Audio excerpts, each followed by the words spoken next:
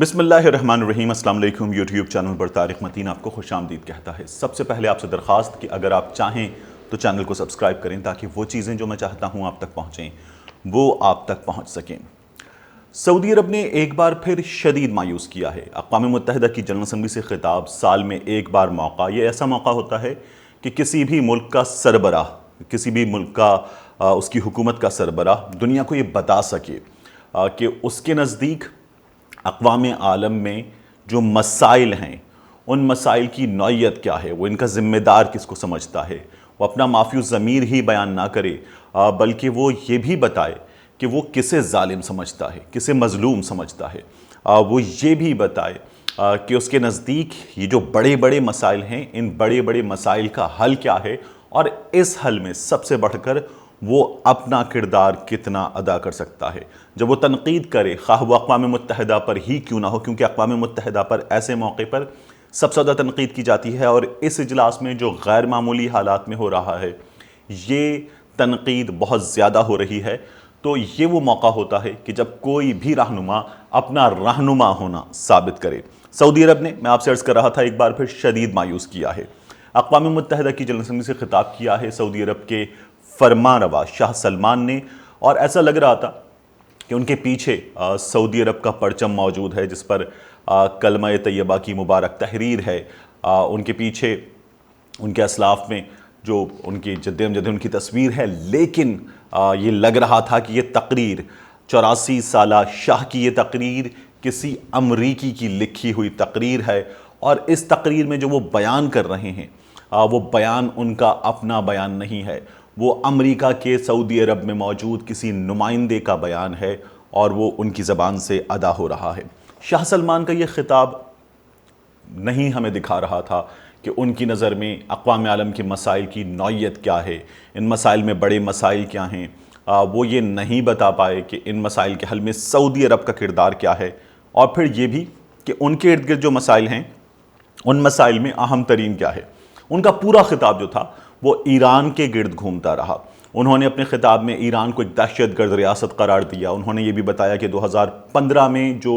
मुख्तलिफ ममालिक ने ईरान से एक मुआहिदा किया जिसके तहत ईरान को ये मौका दिया गया कि वो अपने एटमी प्रोग्राम पर दुनिया को कायल कर सके, वो आगे बढ़ सके, और ईरान से ये मुआहिदा हुआ। अब अमेरिका निकल गया था, स्नैपबैक की बात हो रही है। तो उस मुआहिदे के हवाले से उन्होंने बात करते हुए कहा कि मुआहिदा बेवकूफ़ी थी, ईरान को मौका देकर गलती की, ईरान ने अपने तौसी पसंदाना अज़ाइम पर काम किया है। उनका ये भी कहना था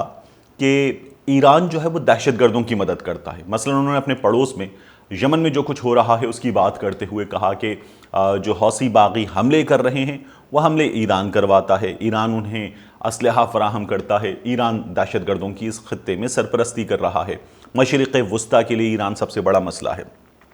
शाह सलमान ने अपने ख़िताब में जो यमन है उसकी बात की और फिर ये कहा कि हम पर हमले हो रहे हैं। उन्होंने अपने ख़िताब में ये कहा कि वो अमेरिका की तारीफ़ करते हैं, अमेरिका की उन कोशिशों की तारीफ़ करते हैं जो मशरिक़ वस्ता में क़याम अमन के लिए हैं। एक ऐसे मौके पर जब पूरी दुनिया के, ख़ास तौर पर फ़लस्तीन के मुसलमानों में शदीद गम व गुस्सा है और वो ये समझते हैं कि अरब मुल्कों ने, अरब लीग ने उनसे गद्दारी की है, उनकी पीठ में छुरा घोंपा है। शाह सलमान ने अमेरिका के इक़दामात की तारीफ़ की और इससे पहले भी वो डोनाल्ड ट्रंप से जब बात कर रहे थे तब भी ये नज़र आ रहा था कि वो ये तो कह चुके हैं, और अक़वाम मुत्तहिदा की तकरीर में भी उन्होंने कहा कि वो जो 2002 का अरब पीस इनिशिएटिव था वो उस अरब पीस इनिशिएटिव के तहत 1967 वाले फ़लस्तीन की रियासत का अहया चाहते हैं, लेकिन ये कहीं भी नज़र नहीं आया उनकी तकरीर में कि वो फ़लस्तीन के मुसलमानों की बात करें, उन पर होने वाले मजालिम की बात करें, वो ये बात करें कि इसराइल अब भी उन पर बमबारी कर रहा है। जिस रोज़ दस्तखत हो रहे थे तब भी बेगुनाह फ़लस्तीनियों को निशाना बनाया जा रहा था और ये सिलसिला जारी है। शाह सलमान ने मुस्लिम उम्मा की नुमाइंदगी ही नहीं, उनकी सरबराही का जो मौका है जिसके वो दावेदार हैं, जिसका सऊदी अरब दावेदार है, जिसके उनके वली अहद शहज़ादा मोहम्मद दावेदार हैं, वो मौका खो दिया। वो अपने इस खिताब में न सिर्फ ये कि बात करते फ़लस्तीन के मुसलमानों की, वो बात करते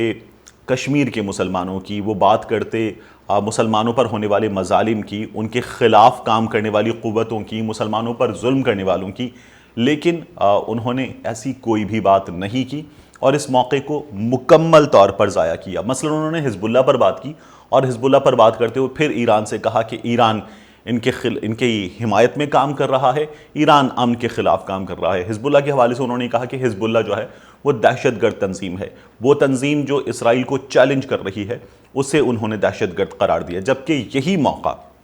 اقوام متحدہ سے خطاب کا جب ترکی کے صدر رجب طیب اردوان کے ہاتھ میں تھا، جنہوں نے اس سے پہلے بھی بارہا یہ دکھایا ہے کہ ترکی کہاں کھڑا ہے، وہ خود کیا سوچتے ہیں، انہوں نے جب اس موقع پر خطاب کیا تو رجب طیب اردوان نے کشمیر کی بات کی۔ انہوں نے کشمیر کی بات کرتے ہوئے بھارت کے مظالم کی بات کی، کشمیر کے مسلمانوں پر جو مسلسل ظلم کا سلسلہ جاری ہے اس کی بات کی، اور انہوں نے 5 اگست کی بات کی، کشمیر کی خصوصی حیثیت ختم کرنے کی بات کی۔ اقوام متحدہ اس سلسلے میں کس طرح سے ناکام ہے، رجب طیب اردوان نے اس کی بات کی۔ انہوں نے فلسطین کی بات کی، اسرائیل کی بات کی، پھر انہوں نے کہا کہ یروشلم میں جو ممالک اپنے سفارت خانے کھولنے جا رہے ہیں یہ غیر قانونی ہے، امریکہ غلط کر رہا ہے، اسرائیل غلط کر رہا ہے۔ رجب طیب اردوان نظر آئے کہ لیڈر ہیں، اور اسلامک ورلڈ کو لیڈ کرنے کا جو ان کا رول نظر آتا ہے، ان کی جو ایفرٹس نظر آتی ہیں، وہ ایفرٹس ان کے اس خطاب میں نظر آ رہی تھیں، اور انہوں نے پھر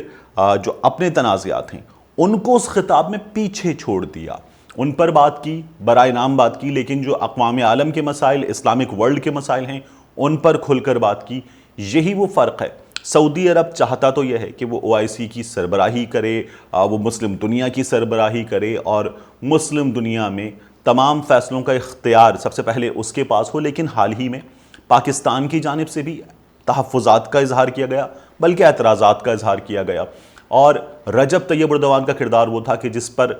وزیر اعظم عمران خان نے ان کا شکریہ ادا کیا، اور ترکی نے ہمیشہ یہ رول پلے کیا ہے، اس کا پاکستان ہمیشہ اعتراف کرتا رہا ہے۔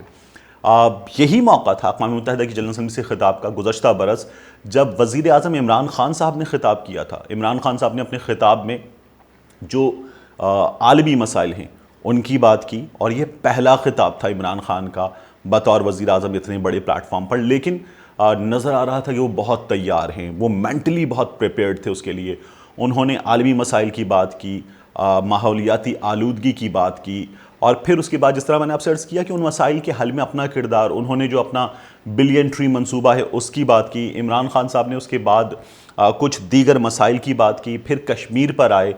فلسطین پر آئے، اور کشمیر پر جب انہوں نے بات کی تو کشمیر پر انہوں نے اس انداز میں بات کی کہ بھارت کو آج تک ان کی تقریر سے مرچیں لگی ہوئی ہیں۔ بھارت نے تو اقوام متحدہ میں لکھ کر یہ شکایتیں کی کہ انہوں نے جو ٹائم ہے ایلوکیٹڈ ٹائم اس سے زیادہ تقریر کی تھی، جبکہ یہ کہا گیا کہ اقوام متحدہ کی ہسٹری میں اتنی شاندار تقاریر بہت کم ہوئی ہیں، اور یہ انٹرنیشنل انڈیپینڈنٹ آبزرورز کی جانب سے کہا گیا۔ تو عمران خان صاحب نے وہ موقع جو ہے وہ ضائع نہیں کیا تھا۔ اب بھی عمران خان صاحب کی تقریر کی تیاریوں کے حوالے سے جو بات ہو رہی ہے اس سے ہمیں یہ پتہ چل رہا ہے کہ عمران خان صاحب ایک بار پھر جو تقریر کریں گے اس میں کشمیر پر بات کریں گے، اس میں فلسطین کے اس مسئلے پر، اور اس وقت جو مشرق وسطیٰ کی ریاستوں کا عمل ہے اس پر بات کرتے ہوئے پاکستان کے موقف کا اعادہ کریں گے۔ وزیر اعظم عمران خان صاحب جو عرب دنیا کے، مسلم دنیا کے مسائل ہیں ان پر بات کریں گے، اور یہ خطاب جو ہے، یہ خطاب ایک بار پھر توقع کی جا رہی ہے کہ ایک تاریخی خطاب ہوگا۔ اس کے لیے تیاری ایک عرصے سے جاری ہے، اور اس تیاری میں وزیر اعظم عمران خان صاحب سے جو ان کی ٹیم ہے وہ اپنے نوٹس شیئر کر رہی ہے، اور عمران خان صاحب اپنا ویژن ان تک مسلسل ٹرانسفر کر رہے ہیں تاکہ اسے پیپر پر منتقل کیا جائے۔ یہ ہے وزیر اعظم عمران خان صاحب کی تیاری، لیکن سعودی عرب نے ایک بار پھر مایوس کیا۔ جبکہ میں رجب طیب اردوان کی بھی بات کر رہا تھا، رجب طیب اردوان نے ابھی بھی جو خطاب کیا تو اقوام متحدہ سے یہ خطاب آن لائن ہو رہے ہیں، لیکن وہاں پر جو ملکوں کے سفراء ہیں وہ سفراء موجود ہیں۔ تو جو اسرائیل کے سفیر تھے وہ اٹھ کر رجب طیب اردوان کی تقریر کے موقع پر چلے گئے اجلاس سے، اور انہوں نے شکایت کی کہ رجب طیب اردوان نے حقائق غلط بیان کیے ہیں، ان کا طریقہ یہی ہونا تھا۔ لیکن رجب طیب اردوان نے اس موقع کو زبردست انداز میں